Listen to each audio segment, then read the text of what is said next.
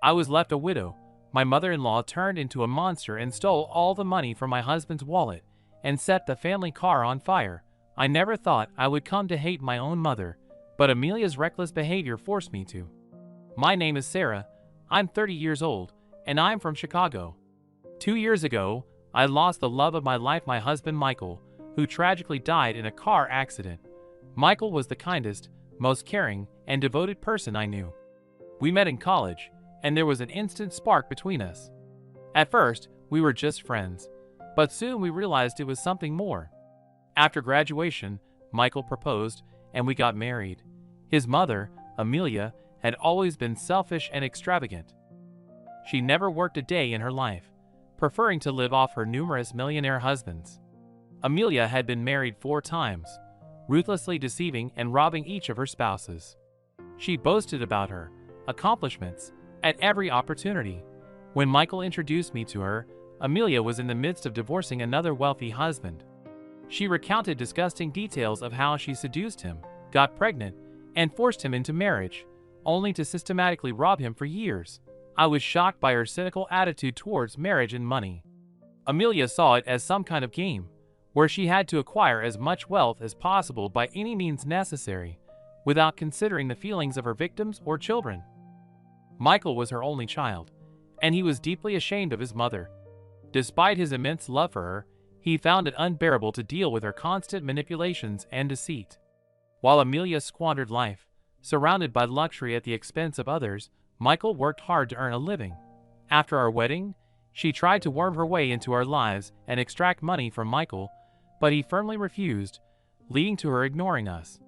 This continued for a couple of years until the dreadful accident. When Michael was gone, I was inconsolable. He was my guiding light, my reason for living. Amelia immediately saw an opportunity and showed up at the funeral in a mourning dress with a plunging neckline. She pretended to mourn deeply, but her only interest was in her son's inheritance. During the farewell ceremony, I briefly left the room, and when I returned, I caught Amelia stealing Michael's wallet with money and credit cards. It was the last gift I had given him for his birthday before his death. Seeing her greedy gaze as she reached for our savings with Michael overwhelmed me with disgust and rage. At that moment, I could have stopped her, but instead, I decided to teach her a lesson. I gave Amelia the opportunity to spend every last penny. She racked up huge debts on credit cards, squandering our money on her dubious pleasures. I waited for about a month before revealing her hand. When I called the bank and the police to report the missing wallet and credit cards, Amelia was furious. She stormed over to me, screaming and threatening, calling me the worst person in the world. But it was she who robbed her own son even after his death. A huge scandal erupted. My mother-in-law threatened to sue me and demanded I retract my statement. But it was too late. The case went to court. The trial of Amelia dragged on for many months. She vehemently denied her guilt, claiming she had every right to spend her son's money. Her lawyers tried to portray me as a cruel avenger seeking revenge on her mother-in-law for past grievances. However, the prosecution had undeniable evidence: video footage from bank surveillance cameras, testimonies from witnesses at the funeral, printouts of Michael's credit card purchase history. Amelia indeed behaved like a wasteful spendthrift, squandering our money on expensive trips, restaurants, jewelry, and other luxuries. I understood that for many, my decision to lure Amelia into theft and give her the opportunity to accumulate huge debts might seem immoral and unethical. But that was the only way I could officially prove her true nature and greed. My mother-in-law faced serious punishment for fraud, misappropriation of property, and defamation against me. In the courtroom, Amelia continued to portray herself as a victim, but no one could pity her. Her deceit and heartlessness were glaringly obvious. At the moment the judge read the verdict, sentencing Amelia to 8 years in prison, she suddenly realized the full extent of her villainy. This selfish woman had parasitized on others for years, without considering the consequences. Now she had to fully answer for her actions. On the contrary, I felt immense relief. Though it came with great moral turmoil, justice was restored. Amelia would never be able to harm anyone again, including herself. And I finally had the opportunity to move forward and start a new life without her toxic influence. Michael would have wanted that. After Amelia's verdict was announced, She threatened me with terrible vengeance, screaming horrible curses. But they were just the words of a furious old woman driven mad by rage. Her anger only convinced me that I had done the right thing. Unfortunately, due to this whole ordeal, almost all of our savings, Michael's and mine, were practically spent. But for me, it didn't matter much anymore. The financial loss paled in comparison to the loss of my beloved. The most important thing was that I was able to punish Michael's offender and seek revenge for the harm she caused to everyone around. After the trial, I gradually began to regain a sense of peace. The malicious energy that had plagued me for so long finally dissipated. I no longer felt negative feelings towards Amelia, only pity and slight sadness for what a shallow and limited person she was. Now let her atone for her guilt with her imprisonment, and I will continue to live on, honoring the memory of my beloved husband, and I will try to build new relationships. Michael wanted me to be happy, and I will definitely fulfill his wish. After all, it was the strong, all-consuming love that helped me endure that difficult battle with Amelia and emerge victorious. You would think that after Amelia's verdict and her imprisonment, I should have breathed a sigh of relief. However, in reality, everything turned out to be much more complicated. My life turned into a nightmare because of the consequences of that struggle with my mother-in-law. First, I was besieged by tabloid journalists who learned the details of our scandalous case. They shamelessly harassed me over the phone and even at home, trying to extract juicy facts about my relationship with Amelia. Some newspapers outright called me a monster and gold digger, accusing me of selfish motives. But the hardest part was the discord with my own parents. My mother was instilled with traditional values and could not accept what I did to Amelia, even though she was abnormal. In her eyes, I betrayed family ties. My father, on the other hand, sided with me, which led to endless quarrels with my mother.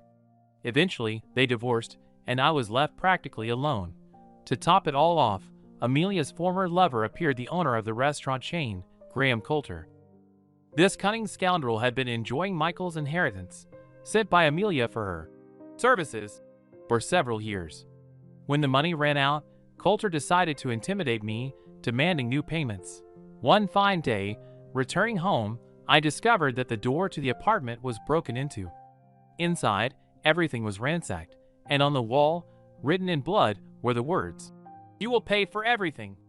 I was simply petrified with horror. Calling the police, I realized that Coulter would not stop and would continue to terrorize me. So I hired a bodyguard and began to live as if under siege, constantly looking over my shoulder. Any sound or rustle behind my back caused panic. I simply couldn't trust anyone after all I had been through. All this took a toll on my mental health. I began to suffer from depression, anxiety attacks, and insomnia. It seemed like the nightmare that started with Amelia's revenge would never end. In those moments, I regretted ever getting involved with that viper. It was only thanks to the therapist and the support of my best friend, Stephanie, who never left my side for a moment, that I gradually began to recover. It took 6 months to get rid of the nightmares and regain peace of mind. During this difficult period, I realized one important thing: you can't compromise your principles and seek revenge with such radical methods, even if the offender deserves it. Otherwise, evil will inevitably poison your own soul. About a year has passed since that nightmare with Amelia and Coulter. During this time, I slowly recovered, gradually finding inner peace again. The support of my friend Stephanie, sessions with a therapist, and a new hobby, painting, gradually filled my life with meaning. However, I still couldn't completely let go of what happened. I continued to be haunted by nightmares featuring Amelia and Coulter. Sometimes, I would wake up in the middle of the night in a cold sweat at the slightest noise. Paranoia and fears refused to let me go. One day, I was walking in the park near my house when I noticed a strange figure watching me from behind the trees. My heart sank. It must have been Coulter or his henchman. I started running as fast as I could, but the pursuer was faster and caught up with me at the park's exit. "Hey, wait!" An unfamiliar male voice called out to me. I froze in horror, preparing to defend myself. But before me stood not Coulter, but a handsome dark-haired man around 30 years old. "Sorry for scaring you," he said, looking embarrassed. "I didn't mean to. I just saw you and finally decided to introduce myself. My name is Alex." relief mixed with annoyance at myself for panicking. Of course, he was just an ordinary passerby who happened to catch my attention. "Sarah," I introduced myself, inadvertently admiring his open, welcoming smile. Alex turned out to be the owner of an art gallery located next to the park. He had seen me a few times before when I came here to paint landscapes. He liked my work and took the risk of introducing himself to offer to exhibit them in the gallery. We struck up a conversation, and I was surprised to find how easy and pleasant it was to talk to this stranger. Alex was not only attractive, but also smart, tactful, with a great sense of humor. There wasn't an ounce of rudeness or intrusiveness in him. He was just a very welcoming person. A couple of weeks after we met, I was already opening my first solo exhibition in his gallery. It was an exciting and exhilarating experience. The success of the exhibition exceeded all my expectations. Many works were sold to wealthy collectors. But the most important thing was that I was gradually returning to normal life. Communication with Alex, creativity, new projects, all of this healed the emotional wounds and made me look to the future with hope. A friendly closeness developed between Alex and me, which over time grew into something more. Despite the memorable nightmare with Coulter, I began to trust him and open up as a person. Alex was truly a good person, kind, responsive, and infinitely devoted to his work. When I was with him, I forgot about all the suffering I had endured.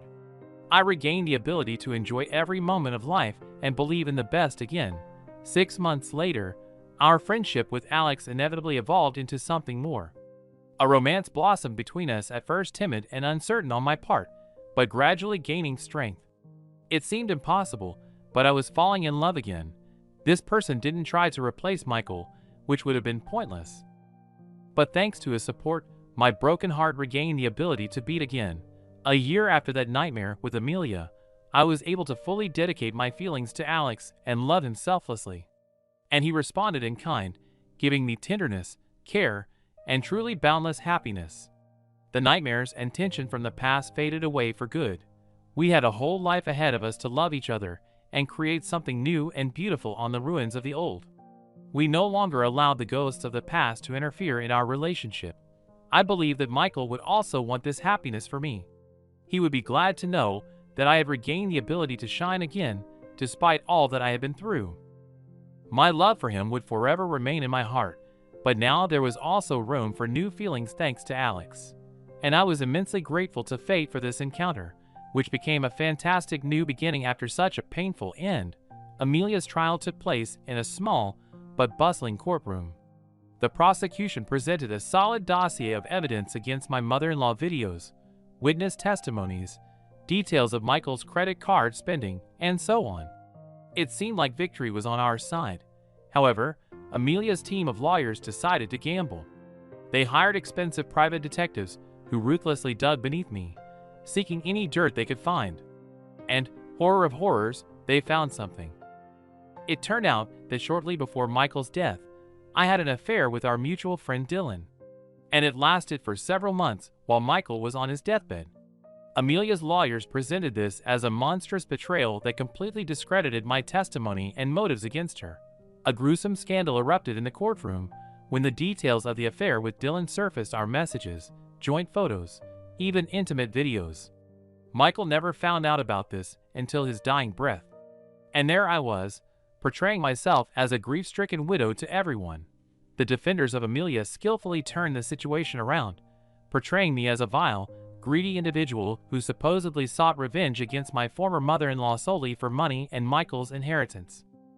They claimed that I deliberately provoked her into theft, intending to later arrest and get rid of my husband's rightful heiress. The entire courtroom gasped when it was announced that on the last night of his life, Michael caught me in bed with Dylan and angrily kicked us both out. It was a blatant lie, designed to completely demoralize me, but many believed it. My mother and father looked at me in shock, their eyes glazed over, unable to believe the betrayal. My therapist, lawyer, Stephanie, everyone was stunned. Amelia's defense ruthlessly destroyed me in front of everyone. To top it all off, Graham Coulter showed up in court, Amelia's former lover, and brutally attacked me right in the courthouse. He screamed that he would avenge his accomplice, whom I had put behind bars. I was rushed to the hospital with a concussion and multiple injuries. While I was coming to, The judge was convinced of my uncleanliness. It was decided to release Amelia on bail, much to the delight of her lawyers. I was in a daze of emotions after everything that had happened. My mother and Stephanie categorically refused to come to me, condemning me for disloyalty to Michael. Only my father and Alex came to the hospital, trying to support me morally. When I was discharged, Alex took me in temporarily, as I couldn't go to my mother's after the scandal. And soon after, a call came from Amelia's lawyer. They were planning to completely vindicate her and countersue me for defamation and attempted fraud with the inheritance. To make matters worse, Coulter somehow found out where I was staying and set my car on fire right in Alex's driveway. A large fire broke out on the street, and we had to flee in sheer terror. Everything was spiraling out of control. My life, already shattered after Michael's death, was falling apart even more. Amelia seemed to have won, and was ready to squeeze the last penny out of me. Coulter wouldn't rest until he avenged his incarcerated accomplice. Every new day brought threats and horror. At that moment, it seemed like I had no options left but to surrender and let Amelia celebrate victory. But there was no retreat. I had put too much at stake, including my own honor and dignity. Alex, the lawyer, and I hastily developed a counterattack plan, knowing that the fight had escalated to a new, deadly level. Now we would have to do everything to finally achieve justice against the despicable Amelia and her cohort, Coulter. After all the turmoil with the court and Coulter's attack, I felt completely devastated. It was as if I were caught in some nightmarish whirlwind of events, becoming increasingly insane and threatening with each passing day. However, surrender was not an option.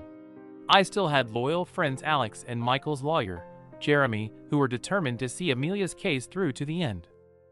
The three of us convened an emergency work council to develop a further plan of action. Jeremy persuaded me to immediately hire professional security in case Coulter continued his aggression. In light of recent events, my safety couldn't be left to chance.